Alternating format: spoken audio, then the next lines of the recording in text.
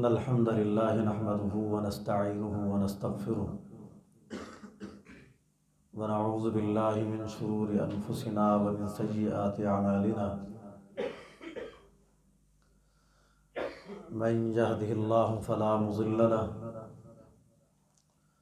ومن يضلل فلا هادي له أشهد أن لا إله إلا الله وحده لا شريك له وأشهد أن محمدًا عبده ورسوله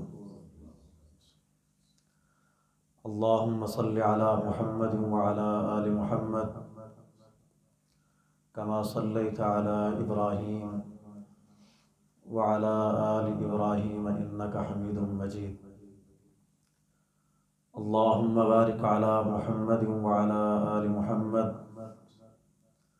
كما باركت على إبراهيم وعلى آل إبراهيم إنك حميد مجيد أعوذ بالله من الشيطان الرجيم بسم الله الرحمن الرحيم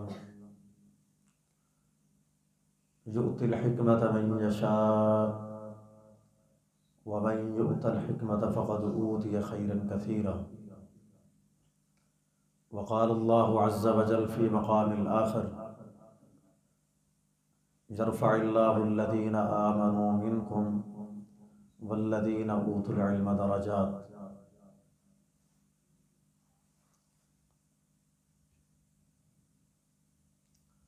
صحیح بخاری کی حدیث ہے،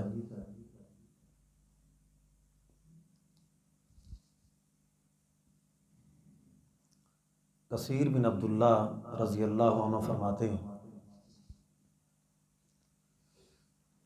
کہ ایک دن ہم دمشق کی مسجد کے اندر تشریف فرما تھے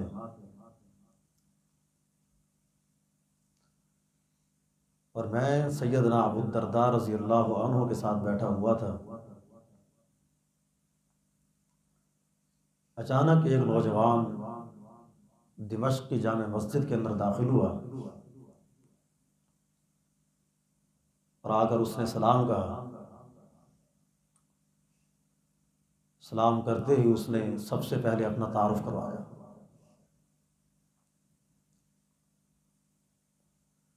کہا کہ ابو الدرداء اتیتک من مدینۃ الرسول، میں کہ ابو الدرداء میں مدینہ منورہ سے آیا ہوں، اللہ کے نبی کے شہر سے آیا ہوں۔ ابو الدرداء نے فوراً سوال کیا چونک کر، اتنی دور دراز کا سفر کی مشکلات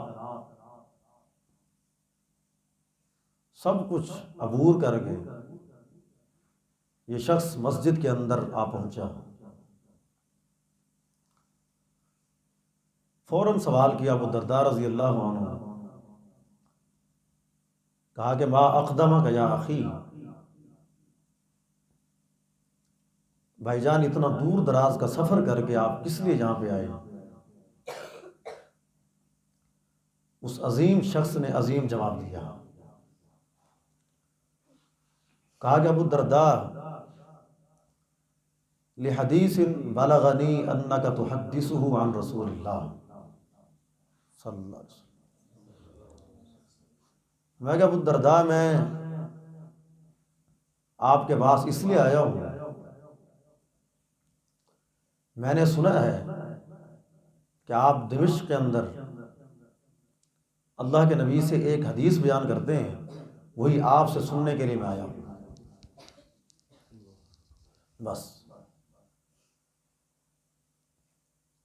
میرے آنے کا مقصد صرف ہے اتنا طویل سفر کر کے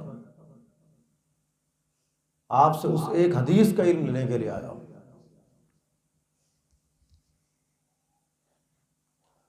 سیدنا ابو الدرداء رضی اللہ عنہ نے اس سے 3 سوال کیے، فرمایا کہ اما قدمت لتجارت، تو مدینہ سے چلا اور دمشق آ پہنچا، تیرا مقصد تجارت تو نہیں ہے؟ فرمایا کہ نہیں، میرا مقصد تجارت نہیں ہے۔ آپ نے پھر دوسرا جملہ کہا کہ اما قدمت لحاجت، کسی اور ضرورت سے نہیں آیا؟ کہا کہ نہیں، کسی اور ضرورت سے نہیں آیا، صرف ایک حدیث کا علم حاصل کرنے کے آیا۔ اتنا دور دراز کا سفر کریں، بڑا خوش نصیب شخص ہو، بڑا عظیم ترین شخص ہو، جو اللہ کے نبی صلی اللہ علیہ وسلم کا ایک فرمان سننے کے لیے مدینہ سے چلا اور دمشق پہنچا۔ مسند احمد کی حدیث سے آپ کے پاس ایک اور شخص آیا، قبیصہ بن مخارق رضی اللہ عنہ آئے۔ آپ علیہ الصلوۃ والسلام نے قبیصہ سے پوچھا، فرمایا کہ ما جاء بک یا قبیصہ، اے قبیصہ آپ میرے پاس کس لیے آئے ہو؟ تو سیدنا قبیصہ رضی اللہ عنہ نے جواب دیا، کہا کہ اللہ کے نبی، میری ہڈیاں کمزور ہو گئی ہیں، بوڑھا ہو گیا ہوں، ہڈیاں کمزور ہو چکی ہیں، جسم پتلا ہو چکا ہے، عمر کی آخری حد کو پہنچ گیا ہوں،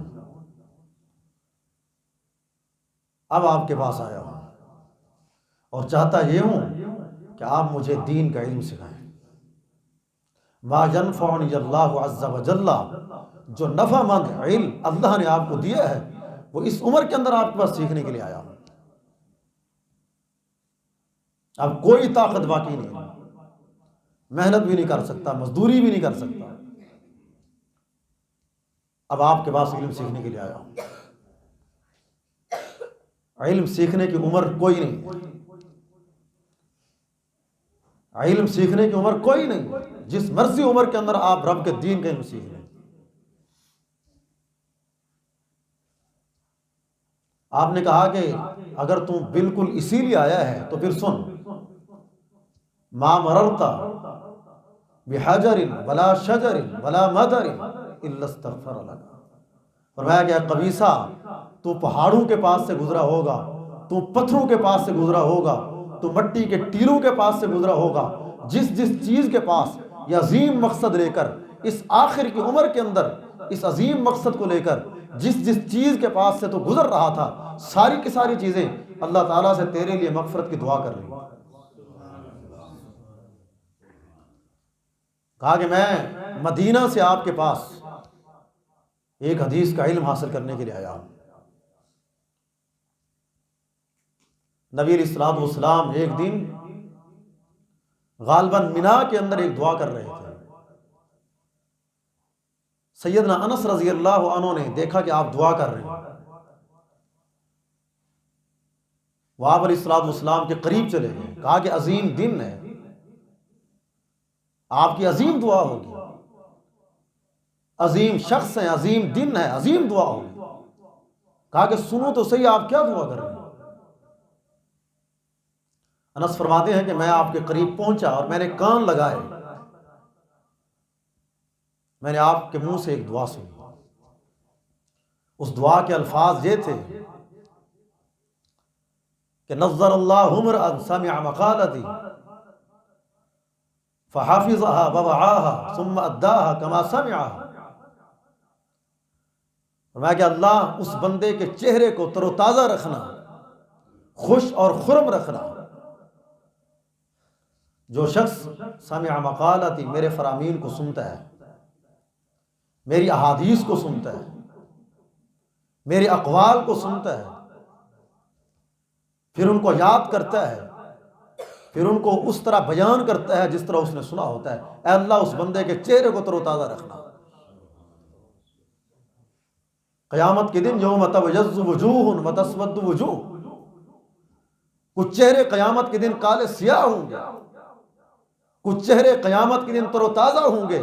جو شخص دین کا علم سیکھتا ہوگا، سکھاتا ہوگا، نبی کی دعا کی برکت کی وجہ سے اللہ قیامت کے دن اس کے چہرے کو تر و تازہ رکھے گا۔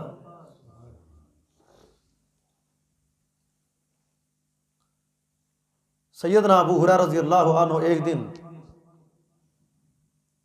بازار کے اندر پہنچے، بازار کے اندر پہنچ کر آواز لگائی، اونچی آواز، کہا کہ ما اعجزکم یا اہل السوق، اے بازار والو تمہیں کیا ہو گیا ہے، سست کیوں پڑ گئے ہو، سستی کی وجہ کیا ہے، کاہلی کی وجہ کیا ہے، کیا مسئلہ ہے؟ انہوں نے کہا ابو ہریرہ کیا ہوا، ابو ہریرہ کیا ہوا؟ اس عظیم محدث نے کہا کہ تمہیں پتہ نہیں کہ ادھر مدینہ کی مسجد کے اندر، اللہ کے نبی کی مسجد کے اندر آپ علیہ الصلوۃ والسلام کی وراثت تقسیم ہو رہی ہے، تم جا کر حاصل کیوں نہیں کرتے؟ بازار والے اٹھ کر مسجد کے اندر آ گئے، مسجد کے اندر دیکھا کہ کوئی مال و متاع تقسیم نہیں ہو رہا، آپ کے بچے ہوئے کپڑے تقسیم نہیں ہو رہے۔ وراثت اسے کہتے ہیں نا، جب بندہ مر جائے اور مرنے کے بعد پیچھے مال چھوڑے، وراثت ہے وہ پچھلے والوں کا، اس کا نہیں ہے، اس کا صرف وہی ہے جو اس نے کھا لیا، پی لیا، پہن لیا، وہی اس کا ہے، باقی سب کچھ پیچھے والوں کا۔ اس نے اگر حرام کمایا پھر بھی پیچھے والوں کا ہے، حلال کمایا پھر بھی پیچھے والوں کا ہے، اس کا کچھ نہیں ہے، حرام کمایا گناہ کے اور کچھ نہیں ہے۔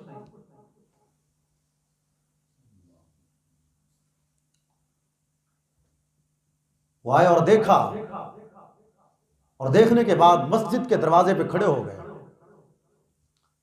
یہ عظیم محدث مسجد آن پہنچے، یہ بازار والے ابو ہریرہ کا انتظار کر رہے ہیں۔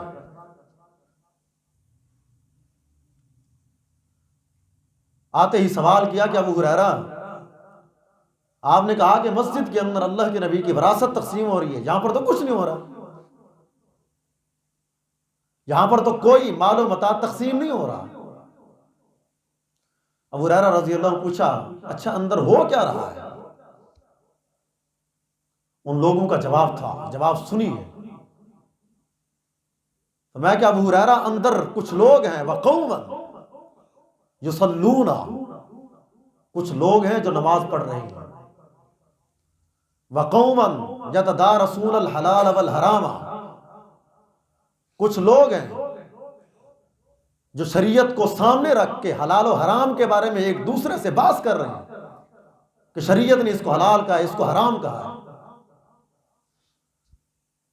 وقوما یقرؤون القرآن، اور کچھ لوگ ہیں جو ایک سائیڈ پہ بیٹھ کر رب کا قرآن تلاوت کر رہے ہیں۔ جب اس عظیم محدث نے یہ بات سنی اور سننے کے بعد ایک جملہ کہا، تاریخ نے اس کو محفوظ کیا،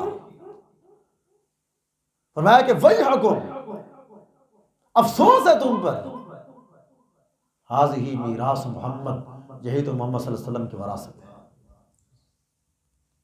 یہی دین، یہی شریعت، یہی قرآن، یہی علم، یہ اللہ کے نبی کی وراثت ہے۔ فرمایا کہ میں نے کہا تھا جاؤ وراثت حاصل کرو، اندر اللہ کے نبی کی وراثت تقسیم ہو رہی ہے، انبیاء کی وراثت ان کا دین ہوا کرتا ہے، دین اللہ کے نبی کی وراثت ہے، میں نے کہا تھا کہ جاؤ وراثت حاصل کرو، تم نے اس وراثت کو حاصل نہیں کیا۔ فرمایا کہ میں آپ کے پاس ایک حدیث کا علم حاصل کرنے کے لیے آیا۔ یہ ابو ہریرہ رضی اللہ عنہ ہے، صحیح بخاری کی حدیث ہے، کہتے ہیں کہ ما بال الاقوام، فرمایا کہ لوگوں کو کیا ہو گیا ہے؟ وہ کہتے ہیں کہ ان ابا ہریرہ یکثر الحدیث، ابو ہریرہ کو حدیثیں زیادہ یاد ہیں، شریعت کا فہم زیادہ ہے، شریعت کا علم زیادہ ہے، اس کو کیا ہو گیا ہے؟ ابو ہریرہ کہتے ہیں کہ انہیں پتہ نہیں ہے کہ مہاجرین انصار بازاروں کے اندر کام کرتے ہیں، میں اللہ کے نبی کے ساتھ چمٹا رہتا ہوں، میں آپ کے پاس رہتا ہوں، دین کا علم حاصل کرتا ہوں، دین کا فہم سیکھتا ہوں میں۔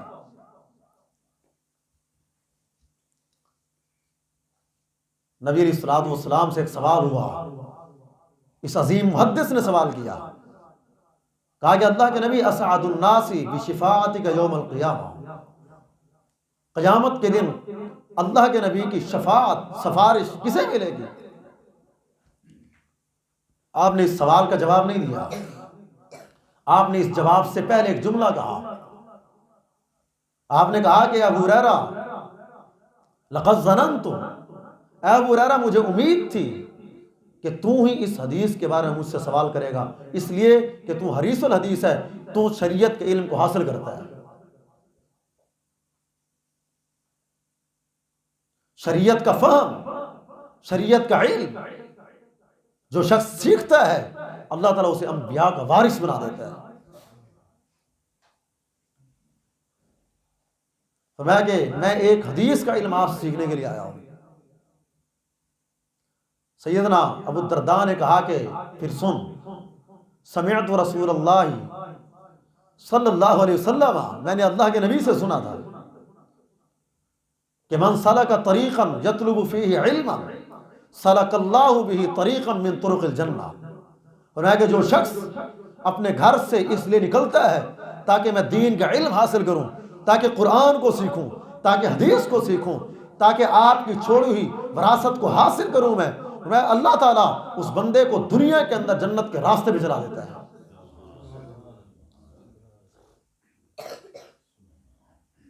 اور میں اس حدیث کو سامنے رکھ کے کہا کرتا ہوں، آسمان کی اس نیچے والی اس چھت کے نیچے، اس زمین کی پشت پر، اس دور کے اندر اگر کوئی شخص ایسا بندہ تلاش کرنا چاہتا ہے، دیکھنا چاہتا ہے کہ ایسے شخص کو دیکھوں جو دنیا کے اندر جنت کے راستے پہ چل رہا ہو، میں اس حدیث کے مطابق کہتا ہوں وہ اللہ کے قرآن کو پڑھنے والے کو دیکھ لے، وہ نبی کی حدیث کو سیکھنے والے کو دیکھ لے، یہ شخص دنیا کے اندر رہ کر جنت کے راستے پہ چل رہا ہے.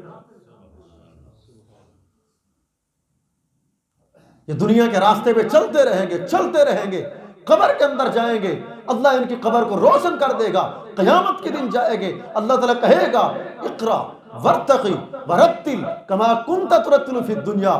دنیا کے اندر تو قرآن پڑھتا رہا، آج قیامت کے دن جنت کے اندر کھڑا ہو جا، کھڑا ہو کر الف لام میم سے شروع کر دے، قرآن پڑھتا جا، جنت کی سیڑھیاں چڑھتا جا، جہاں پر والناس کی سین ختم ہو وہاں پر سب سے اعلیٰ، سب سے بڑا اے حافظ قرآن میں نے تجھے مقام عطا کر دیا ہے.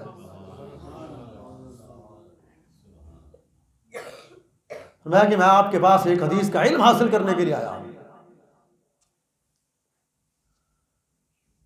صحابہ اکرام رضوان اللہ علیہم اجمعین کہ حرص دیکھیں آپ. عظیم شخص ہیں عمر بن خطاب رضی اللہ عنہ. یہ وہ عظیم شخص ہیں جن کے بارے میں اللہ کے نبی نے دعا کی تھی. آپ نے کہا تھا کہ اللہ مسلمانوں کی اور اسلام کی مدد فرما عمر بن خطاب کے ذریعے. آپ کی دعاؤں کے ثمرات ہیں، آپ کی دعاؤں کی وجہ سے اللہ نے عمر کو رضی اللہ عنہ کو اسلام کی توفیق دی اور اس بندے نے کلمہ پڑھ کے اسلام قبول کیا. فرمایا کہ میں مسجد سے دور رہتا تھا، گھر میرا دور ہے، روزانہ آپ کے پاس نہیں آ سکتا. میں نے اپنے پڑوسی کے ساتھ ایک معاہدہ کیا. وہ معاہدہ یہ تھا، کہا کہ میرا تیرے ساتھ معاہدہ یہ ہے کہ ایک دن میں اللہ کے نبی کی مجلس کے اندر جایا کروں گا اور تو میرے گھر کا سارا کام کیا کرے گا. میں جو کچھ شریعت کا فہم آپ سے سیکھ کے آؤں گا وہ شام کو آ کر تجھے سکھا دوں گا.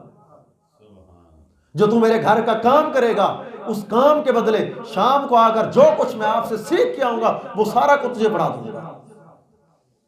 دوسرے دن میں تیرے گھر کے کام کروں گا، تو اللہ کے نبی کے مجلس کے اندر جائے گا، جا کر سیکھے گا، شام کو تو اس کام کا بدلہ مجھے یہ دے گا. شام کو آ کر جو کچھ تو نے اللہ کے نبی سے سیکھا ہوگا وہ آ کر مجھے سکھا دے گا.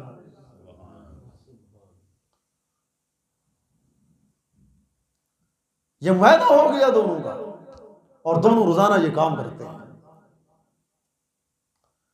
ایک دن جب فقیہ الامہ ابو ہریرہ رضی اللہ عنہ حدیث کا سبق پڑھا رہے ہیں، پڑھاتے پڑھاتے آنکھوں سے آنسو آ گئے، رونے لگ گئے.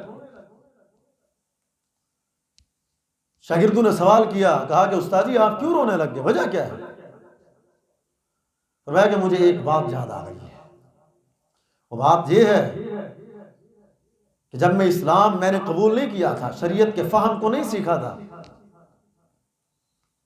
اس وقت میں ایک عورت کا غلام تھا. وہ عورت مجھ سے کام کروایا کرتی تھی، وہ کھانا کھاتی تھی، وہ کھانے سے جو ٹکڑے بچتے تھے وہ عورت مجھے کھلایا کرتی تھی. میں اس کے ٹکڑوں پہ پلتا تھا، اس کے ٹکڑوں پہ اپنی زندگی گزار رہا تھا. دن اور رات میرے اسی طرح گزرتا تھا. رات کو بچا ہوا کھانا کھا لیتا تھا، سو جاتا تھا، اور دن کو اس کا بچا ہوا کھانا کھا لیتا تھا. بس اسی میں گزارا تھا. کہا کہ آج مجھے رونا آ گیا ہے. اس لیے آیا ہے کہ الحمدللہ الذی جعل الدین قواما وجعل ابا ہریرہ اماما. کہا کہ میں اس رب کا شکریہ ادا کرتا ہوں جس نے مجھے اسلام کو سیکھنے کی، اسلام کو پڑھنے کی، اسلام کا علم حاصل کرنے کی، کلمہ پڑھنے کی اللہ تعالیٰ نے توفیق دی ہے. اور آج اس کلمے کی وجہ سے، اسلام کو سیکھنے کی وجہ سے، شریعت کا فہم حاصل کرنے کی وجہ سے اس رب کا شکر ہے کہ آج اللہ تعالیٰ نے مجھ غلام ابو ہریرہ کو لوگوں کے ٹکڑوں پہ پڑنے والے ابو ہریرہ کو آج اللہ نے آپ سب کا مجھ ابو ہریرہ کو امام بنا دیا.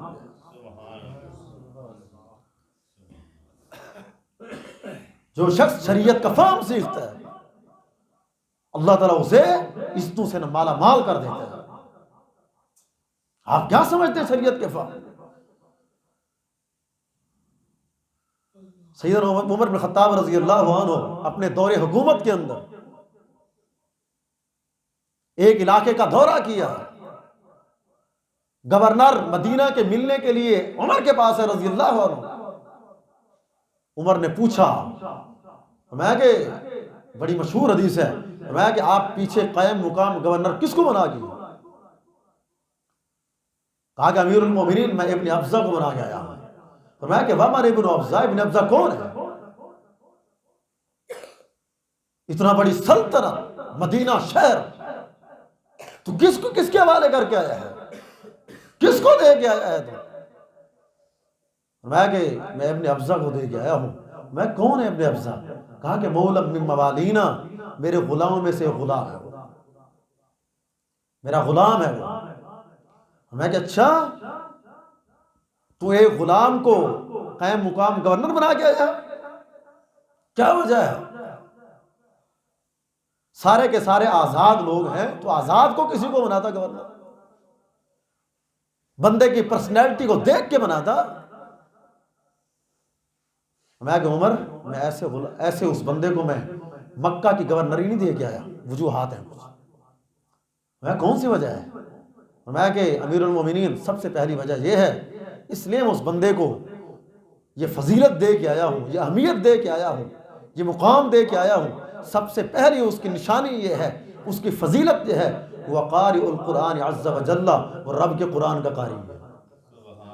اس لیے میں ان سب لوگوں کا اس بندے کو امام بنا کے آیا ہوں، گورنر بنا کے آیا ہوں. اور دوسری اس کی صفت یہ ہے، فضیلت یہ ہے، اہمیت یہ ہے کہ وہ شخص وراثت کے علم کو جانتا ہے، شریعت کا فہم جانتا ہے. اللہ نے قرآن پاک کے اندر وعدہ کیا ہے، وعد اللہ الذین آمنوا وعملوا الصالحات. اللہ نے وعدہ کیا ہے کہ جو شخص اس راستے پہ چلے گا اللہ تعالیٰ اس بندے کو زمین کی خلافتی عطا کر دے گا. دین سیکھے گا، پڑھے گا، اللہ کی راہ کے اندر نکلے گا، جہاد کرے گا، اللہ تعالیٰ اس بندے کو دنیا کے اندر خلافتی عطا کر دے گا. اللہ کا وعدہ ہے.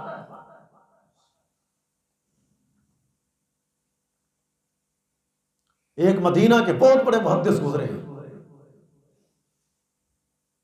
حضرت عبداللہ بن عمر کے شاگرد گزرے ہیں، عبداللہ بن عمر کے غلام گزرے ہیں. ان کی سند سب سے بہترین ہے. عن مالک، وہ حضرت مالک سے روایت کرتے ہیں، مالک ان سے روایت کرتے ہیں. وہ حضرت ابن عمر سے روایت کرتے ہیں، نافع، اور ابن عمر اللہ کے نبی سے روایت کرتے ہیں. نافع ایک غلام ہے، آج تک نافع کا غلام کا نام مشہور ہو گیا ہے. اس لیے ہوا ہے، وہ غلام تھے اس لیے نہیں ہوا، اس لیے ان کا نام مشہور ہوا ہے کہ وہ عبداللہ بن عباس اپنے آقا سے وہ حدیثیں یاد کیا کرتے تھے، آگے پہنچایا کرتے تھے. اس علم کے سیکھنے کی وجہ سے اللہ نے ایک غلام کو عزت دے دی. وہ فوت ہو گیا ہے، کب کا چلا گیا ہے. نافع غلام کا آج بھی نام محدثین کی اور علماء کی زبانوں پر موجود ہے.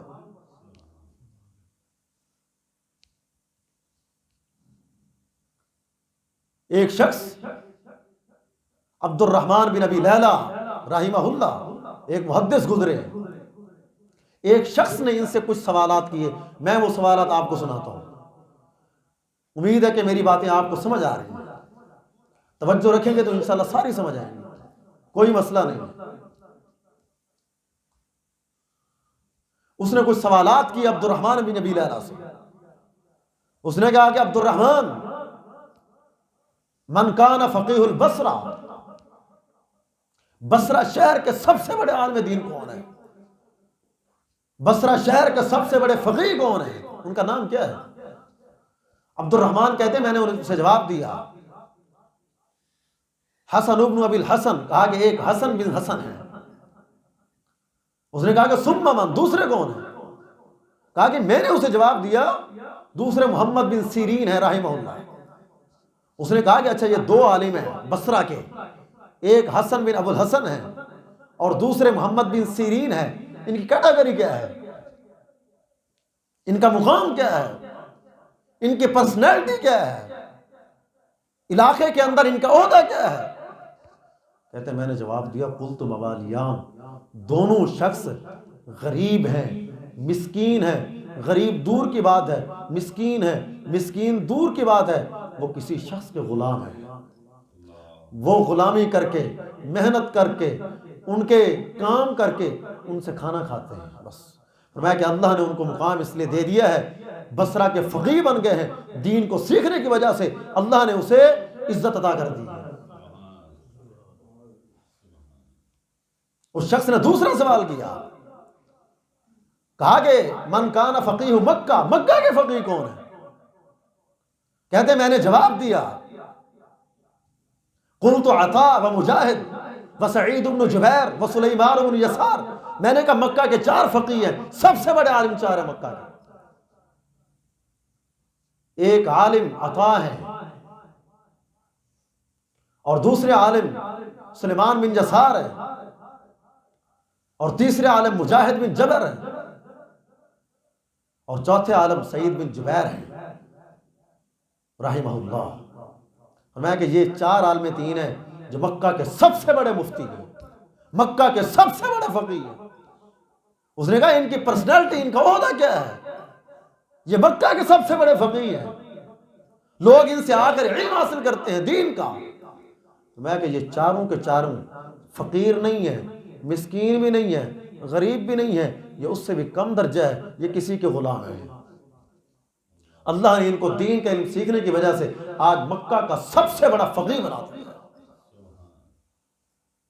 دین کا علم سیکھنے کی وجہ سے مکہ کا آج اللہ تعالیٰ نے ان کو سب سے بڑا عالم دین بنا دیا ہے۔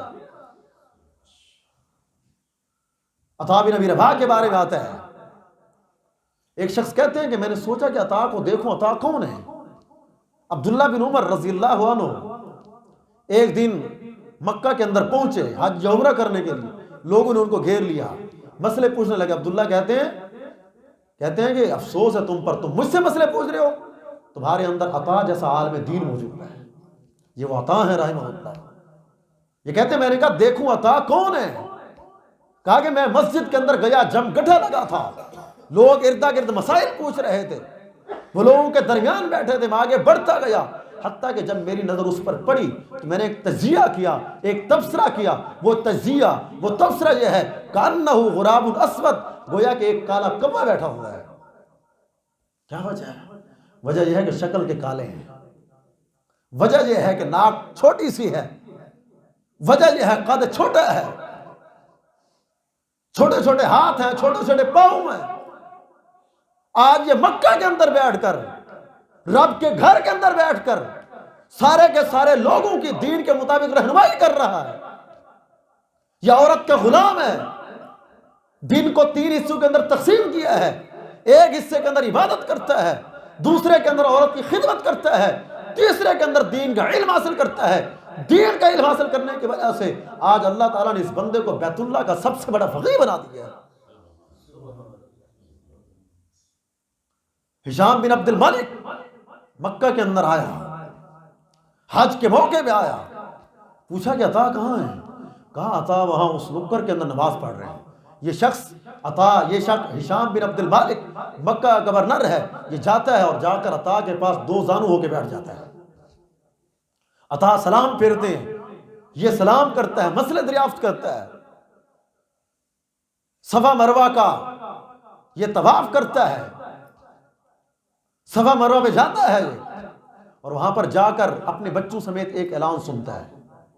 وہ اعلان یہ ہوتا ہے کہ آج اس حج کے موقع پر جس نے کوئی شریعت کے مطابق سوال پوچھنا ہو، شریعت کا مسئلہ پوچھنا ہو، وہ عطا کے پاس جائے۔ بیٹوں نے کہا ابا یہ تو عطا کا اعلان ہو رہا ہے، تو کسی اور کے پاس بیٹھا رہا، جس کی شکل دیکھنے کی نہیں ہے، جو شکل کا کالا ہے، قد کا چھوٹا ہے، ناک چھوٹی سی ہے، تو اس کے پاس دو زانو ہو کے بیٹھا رہا ہے، یہ تو عطا کا اعلان ہو رہا ہے۔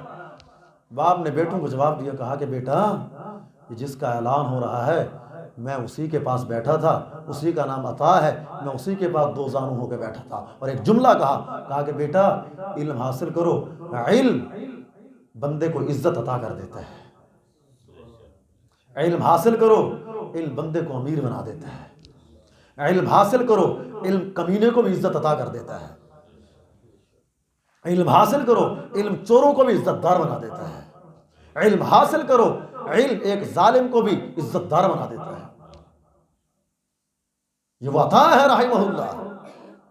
کہا کہ یہ چاروں کے چاروں ایک شخص کے غلام ہیں، غلامی کے باوجود دین کا علم حاصل کرتے ہیں۔ اللہ نے اس کی وجہ سے، دین سیکھنے کی وجہ سے عزت یہ دی ہے، اللہ نے چاروں کو مکہ کا فقیہ بنا دیا۔ اس نے تیسرا سوال کیا، اس نے کہا فمن فقہاء المدینہ، مدینہ کے فقیہ کون ہیں؟ عبد الرحمن کہتے ہیں میں نے جواب دیا، قلت زید بن اسلم و محمد بن المنقدر و نافع بن نجیح، کہا کہ میں نے اسے جواب دیا، کہا کہ زید بن اسلم ہیں، محمد بن منقدر ہیں، نافع بن نجیح ہیں، یہ تین مدینہ کے سب سے بڑے فقیہ ہیں۔ اس نے سوال کیا، اس نے کہا کہ یہ تینوں کی کیٹیگری کیا ہے؟ انہوں نے کہا یہ تینوں امیر تو نہیں ہیں، یہ تینوں کسی کے غلام ہیں۔ اللہ نے علم حاصل کرنے کی وجہ سے غلاموں کو آج عزت سے نواز دیا ہے۔ وہ شخص کھڑا ہو گیا، اس نے کہا اچھا، پریشان ہو گیا وہ۔ اس نے پھر چوتھا سوال کر ڈالا، اس نے کہا فمن افقہ اہل قباء، قباء کے فقیہ کون ہیں؟ عبد الرحمن کہتے ہیں میں نے اسے جواب دیا، قلت ربیعۃ الرأی وابن ابی الزناد، میں نے اسے جواب دیا، میں نے کہا کہ ابو الزناد ہیں، ربیعہ رائے ہیں، یہ قباء کے سب سے بڑے فقیہ ہیں۔ اس نے کہا کہ یہ کیٹیگری ان کی کیا ہے؟ میں کہ یہ بھی غلام ہے کسی کے۔ اللہ نے علم حاصل کرنے کی وجہ سے غلاموں کو عزت سے نواز دیا ہے۔ جو شخص دین کا فہم سیکھتا ہے اللہ تعالیٰ اس بندے کو عزتوں سے مالا مال کر دیتا ہے، عزتوں سے مالا مال کر دیتا ہے۔ ایک دن تھا ابو ہریرہ کے پاس کھانے کے لیے کچھ نہیں تھا، بے ہوش ہو جایا کرتے تھے، اور ایک وہ دن تھا اللہ نے گورنر بنایا، گورنر بنا کر وہ ریشم کے کپڑے سے اپنی ناک کو صاف کیا کرتے تھے۔ ایک دن تھا پہننے کے لیے کپڑے نہیں ہوتے تھے۔ آپ کیا سمجھتے ہیں دین کے علم کو؟ دین کا علم اس نے عطا کرتا ہے۔ اس نے پھر پانچواں سوال کر ڈالا، اس نے کہا کہ فمن کان فقیہ الجمن، جمن کے فقیہ کون ہے؟ کہتے میں نے اسے جواب دیا، طاؤس وابنہ وابن منبہ، میں نے اسے جواب دیا کہ طاؤس ہیں، اس کا بیٹا ہے حمام بن منبہ ہے، یہ تین یمن کے سب سے بڑے فقیہ ہیں۔ اس نے پھر وہی سوال کیا، اس نے کہا کہ اچھا یہ کون ہے؟ اور میں کہ یہ تینوں غلام ہیں۔ اللہ نے غلاموں کو علم حاصل کرنے کو عزت دے دی ہے۔ اس نے پھر چھٹا سوال کر ڈالا، اس نے کہا کہ عبد الرحمن پھر جواب دے ایک اور بات کا، کہا کہ فمن کان فقیہ الشام، شام کے فقیہ کون ہے؟ میں نے اسے جواب دیا، قلت مکحول، میں نے کہا مکحول شام کے سب سے بڑے فقیہ ہیں۔ اس نے کہا مکحول ہیں کون؟ میں نے کہا یہ شام کے سب سے بڑے فقیہ بھی غلام ہیں، ایک شخص کے غلام۔ اس نے پھر سوال کیا، اس نے کہا کہ اے شخص فمن کان فقیہ خراسان، خراسان کے فقیہ کون ہیں؟ کہا کہ میں نے جواب دیا عطا بن عبداللہ ہے. اس نے کہا یہ کون ہے؟ میں نے کہا یہ شخص غلام ہے. وہ شخص غصے کی حالت کے اندر کھڑا ہو گیا، تعصب تھا اس کے اندر.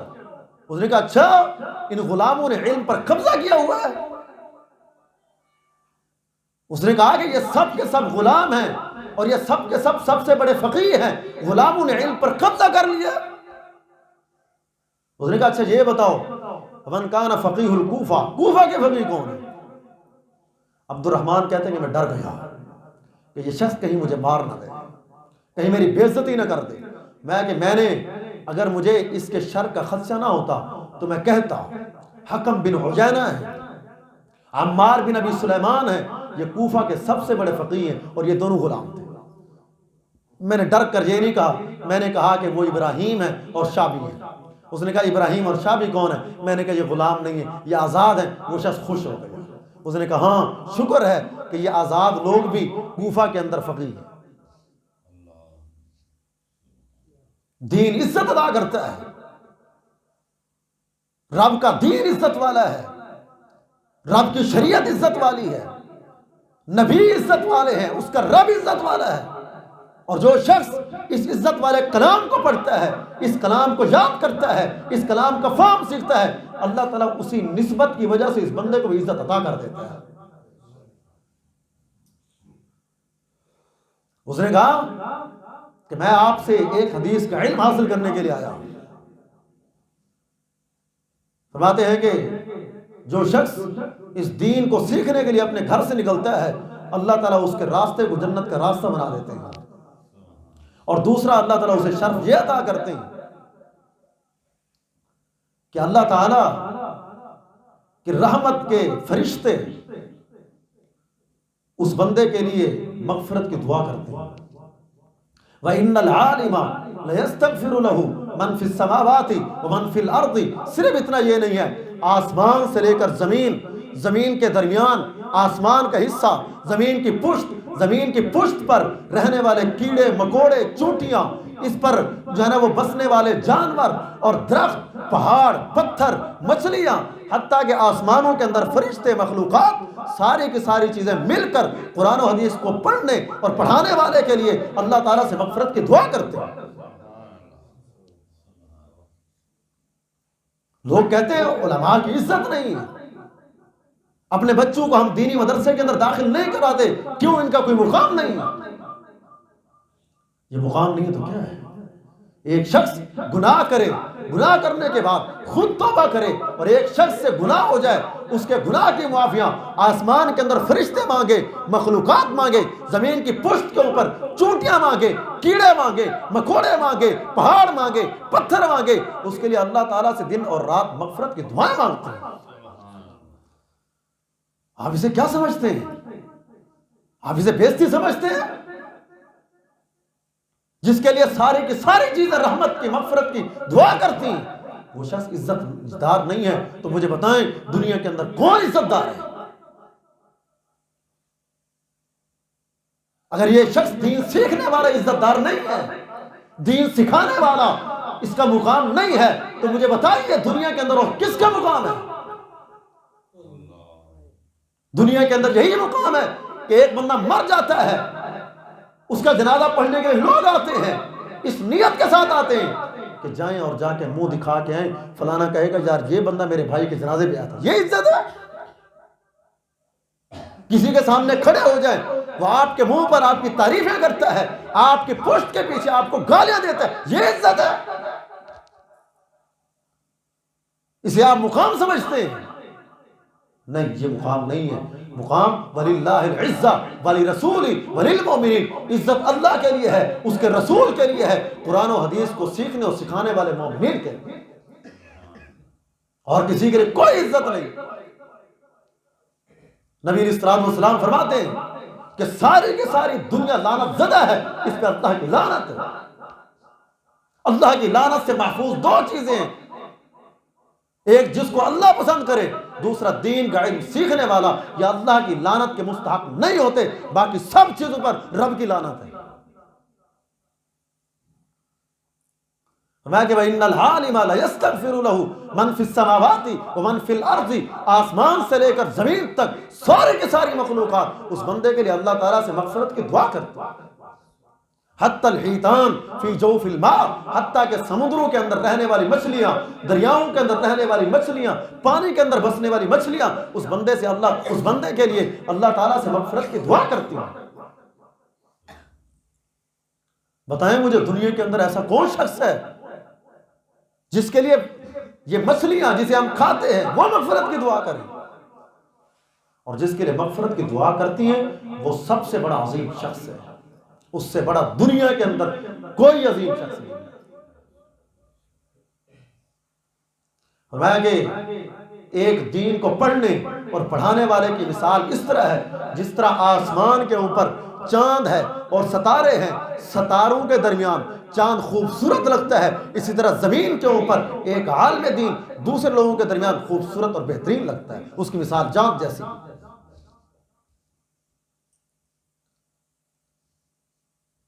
اس حدیث کا آخری ٹکڑا یہ ہے، ان العلماء ورثۃ الانبیاء، علماء انبیاء کے وارث ہیں۔ اور آپ کو پتہ ہے وارث کون بنتا ہے؟ ایک شخص مر جاتا ہے، فوت ہو جاتا ہے، اس کا وارث کون بنتا ہے؟ اس کا وارث اس کے بیٹے بنتے ہیں، اس کی بیٹیاں بنتی ہیں، اس کے بھائی بنتے ہیں، اس کی بیوی بنتی ہے۔ اور دین کو سیکھنے والا کس کا وارث ہے؟ دین کو سیکھنے والا اللہ کے نبی کا وارث ہے۔ قیامت کے دن اللہ تعالیٰ ان دونوں کو جنت کے اندر اکٹھا کر دے گا، جنت کے راستے پہ چل رہے ہیں وہ۔ میں کہ وَإِنَّ الْعُلَمَاءَ لَوَارِثَةُ الْأَنْبِيَاءِ وَإِنَّ الْأَنْبِيَاءَ لَمْ يُوَرَّثُوا دِینَارًا وَلَا دِرْہَمًا، انبیاء درہم و دینار کے وارث نہیں ہیں، انبیاء پلاٹوں کے وارث نہیں ہیں، انبیاء مال و متاع کے وارث نہیں ہیں، انبیاء زمینوں اور پراپرٹی کے وارث نہیں ہیں۔ اللہ تعالیٰ انبیاء کو دین کا وارث بناتا ہے، اور جو شخص دین حاصل کرتا ہے، دین کا علم سیکھتا ہے، اللہ تعالیٰ اس بندے کو انبیاء کا وارث بنا دیتا ہے۔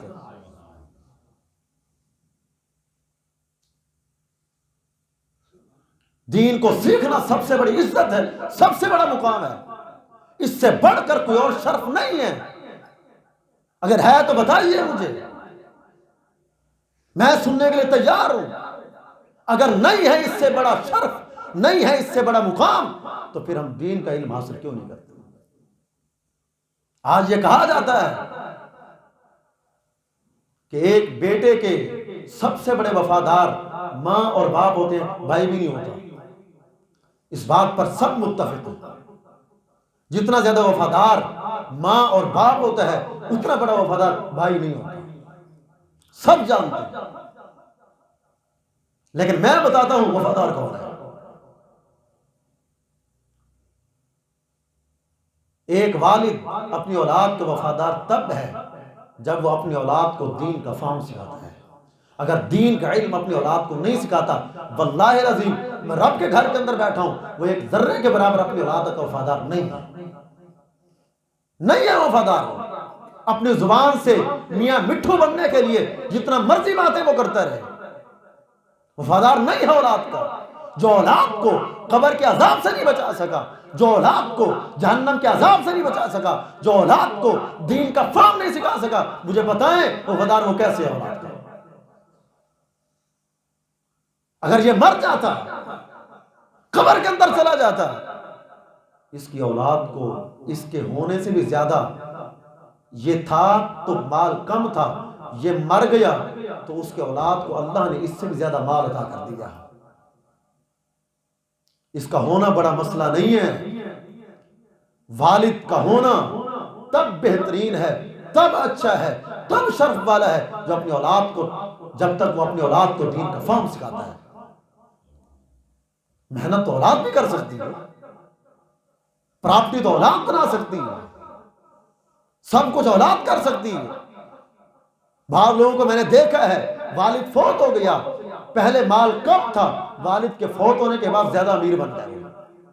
بتائیں مجھے کیا کردار ہے پھر والد کا؟ اگر والد اپنی اولاد کو دین نہیں سکھاتا تو واللہ اس کا کوئی کردار نہیں ہے اولاد کے لیے،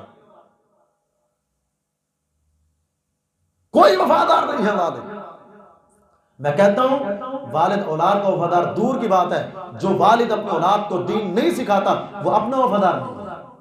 میں حدیث سناتا ہوں، نبی علیہ الصلوۃ والسلام فرماتے ہیں اذا مات ابن آدم انقطع عنہ عمله الا بثلاث، فرمایا کہ جب آدم کا بیٹا فوت ہوتا ہے، انسان فوت ہوتا ہے، اسے 3 چیزوں کا ثواب ملتا رہتا ہے۔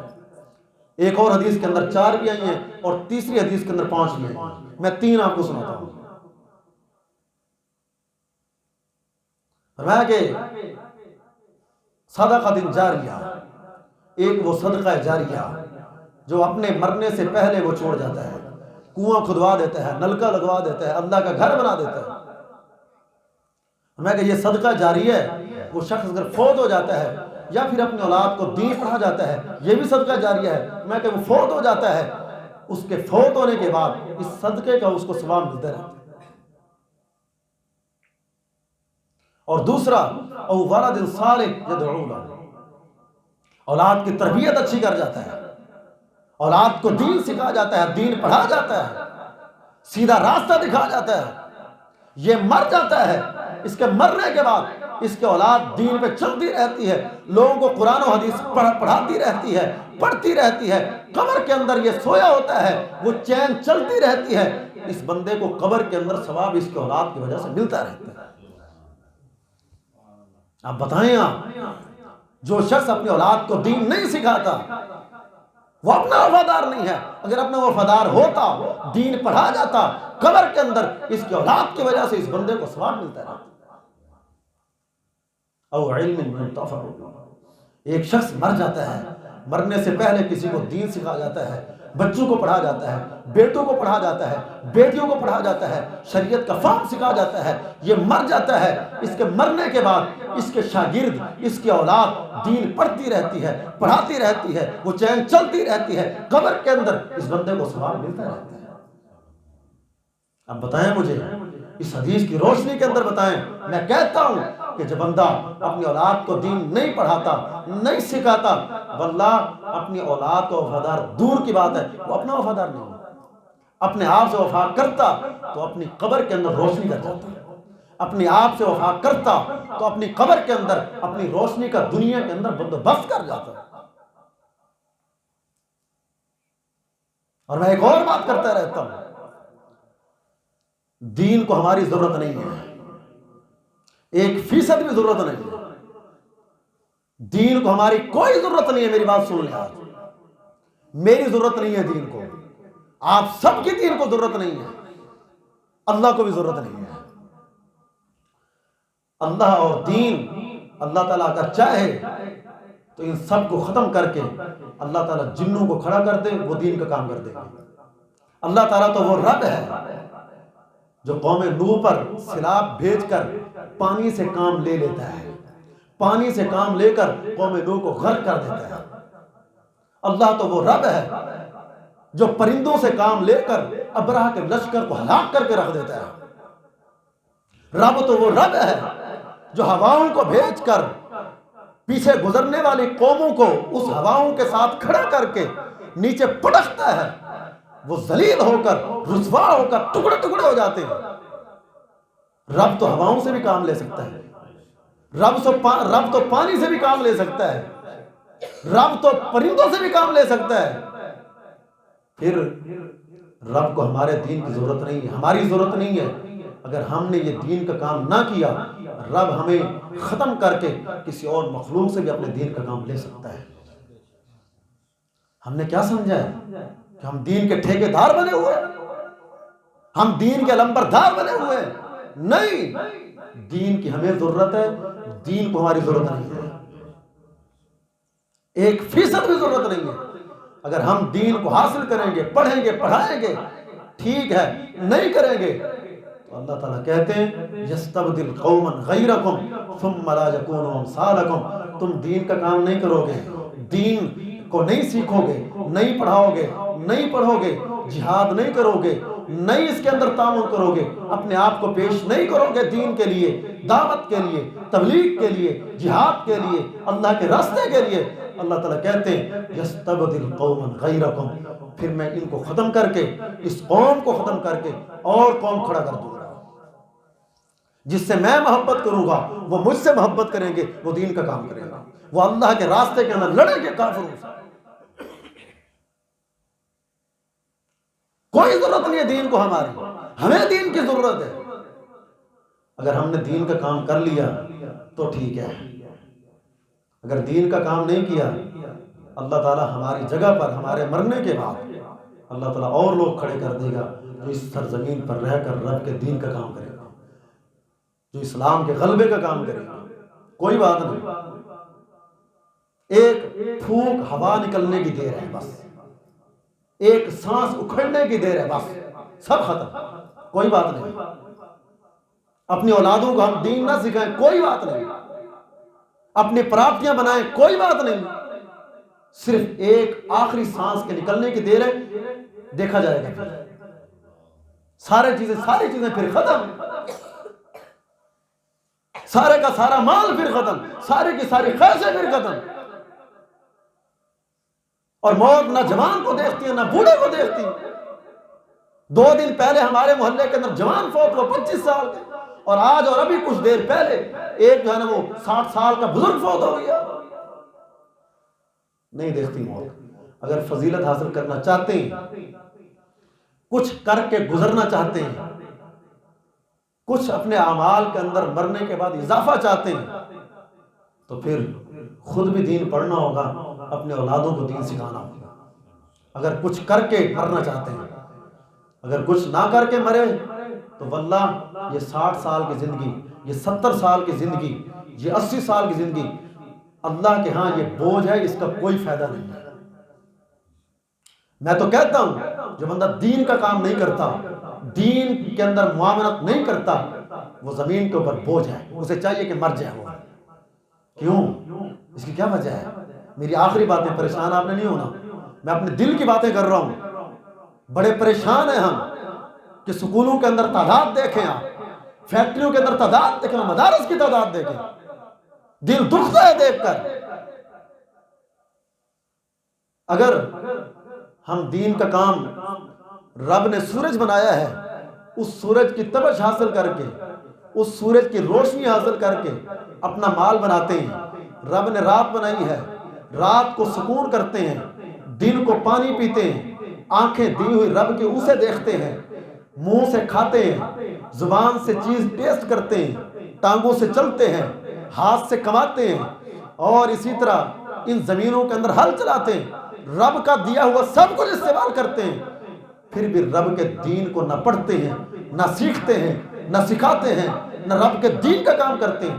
واللہ پھر اس جسم کی رب کو کوئی ضرورت نہیں، پھر یہ بوجھ ہے، اور اس بوجھ کا قبر انتظار کر رہی ہے، اس بوجھ کا قبر انتظار کر رہی ہے بھی۔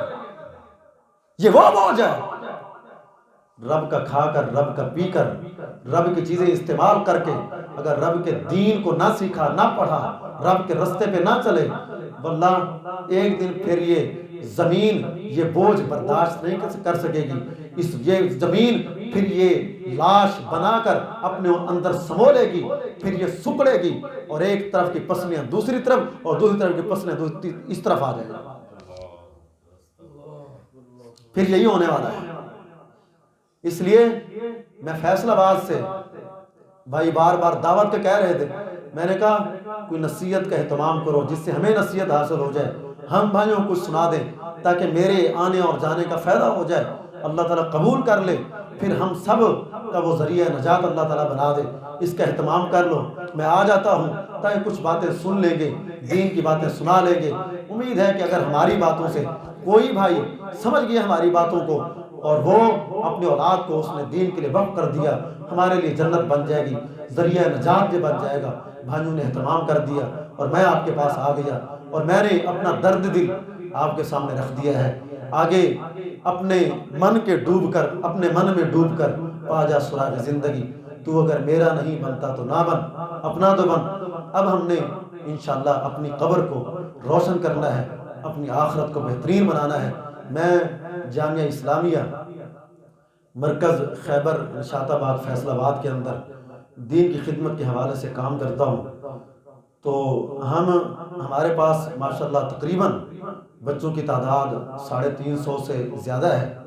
اس کے اندر تمام شعبہ جات ہیں، شعبہ نازت القرآن ہے، شعبہ حفظ القرآن ہے، شعبہ تجوید القرآن ہے، اور شعبہ علوم اسلامیہ۔ یہ شعبے ہمارے پاس، اور اسی طرح ہم ایک بچے کو اپنے پاس، جب بچہ ہمارے پاس آتا ہے تو ہم اس کو حفظ کرواتے ہیں۔ اگر اس کی عمر تھوڑی ہے اور 5 کلاسیں وہ پاس ہے اسکول کی، تو ہم اس بچے کو حفظ کرواتے ہیں۔ جو بچہ حفظ کر کے آتا ہے ہم اسے تجوید پڑھاتے ہیں، اور ساتھ ہم اسے 8ویں کی یا 9ویں کی تیاری کرواتے ہیں۔ جس کلاس کے وہ قابل ہو ہم وہ کرواتے ہیں، اسے تجوید پڑھاتے ہیں۔ اگر بچہ ہمارے پاس مڈل پاس یا میٹرک پاس آتا ہے، وہ کہتا ہے کہ میں نے عالم دین کا کورس کرنا ہے، تو ہم میٹرک پاس کو اپنے پاس کلاس کے اندر داخلہ دیتے ہیں، اور وہ 11ویں کی کلاس ہوتی ہے، فرسٹ ایئر کی 11ویں کلاس ہوتی ہے۔ ہم 2 کام کرواتے ہیں، ایک اسے دینی اسباق پڑھاتے ہیں دینیات کے، دوسرا ہم اسے فرسٹ ایئر 11ویں کی تیاری کرواتے ہیں، اور کلاس کے حساب سے ہم اسے آخری سال تک لے کے جاتے ہیں۔ تو جو بچہ ہمارے پاس 11ویں پاس آئے گا ہم اسے 16 تک ایم اے تک سکول پڑھائیں گے اور ایک پختہ عالم دین تیار کریں گے۔ جو ہمارے پاس بچہ مڈل پاس آتا ہے ہم اسے، اگر وہ حفظ نہیں کرنا چاہتا تو ہم اسے 9th کلاس کے اندر، 9ویں کلاس کے اندر بٹھاتے ہیں، اور درس نظامی کی وہ پہلی کلاس ہوتی ہے، ساتھ وہ 9ویں کی تیاری کرتا ہے، داخلہ بھجواتے ہیں ہم، اور ساتھ وہ عالم دین بننے کے لیے اپنی پہلی کلاس پڑھتا ہے وہ۔ تو اسی طرح جو بچہ مڈل پاس آتا ہے 8 سال کا ہم نے پروگرام تشکیل دیا ہے، ہمارے پاس بچے موجود ہیں، تو ہم ان کو 8 سال کے اندر ایک عالم دین اور ایک ایم اے سکول کا ہم نے جو ہے نا کروانے کا پروگرام بنایا ہے، اور ہمارے پاس یہ کلاسیں موجود ہیں الحمدللہ۔ اس سال بھی ہمارے بچوں نے 8ویں 9ویں 10ویں 11ویں 12ویں کے پیپر دیے ہیں، ہمارے درس نظام پڑھنے والے بچوں نے پیپر دیے ہیں ہمارے۔ تو ہم نے یہ پروسیجر چلایا ہوا ہے، ہم سکول پڑھاتے ہیں ساتھ، اس لیے پڑھاتے ہیں تاکہ ہمارے بھائیوں کے ذہنوں کے اندر ایک عجیب سی بیماری ہے، عجیب سی بیماری کہ دین نہیں، سکول پڑھ جائے میرا بیٹا، سکول پڑھ جائے، کہ یہ ہمارے ہوتے وہ کسی کو غلام بن جائے، ہمارے ہوتے وہ غلام بن جائے کسی کا۔ تو ہم نے اس پریشانی کو ختم کرنے کے لیے اپنے پاس سکول لازمی قرار دیا ہے، تاکہ ایک بچہ پختہ عالم دین تیار ہو جائے اور اسی طرح وہ ایم اے کر جائے۔ تو ڈبل ایم اے ہم کرواتے ہیں، ڈبل ایم اے، ایک ایم اے اسلامیات اور ایک ایم اے وہ جس مرضی شعبے کے اندر کرنا چاہے ہم کرواتے ہیں۔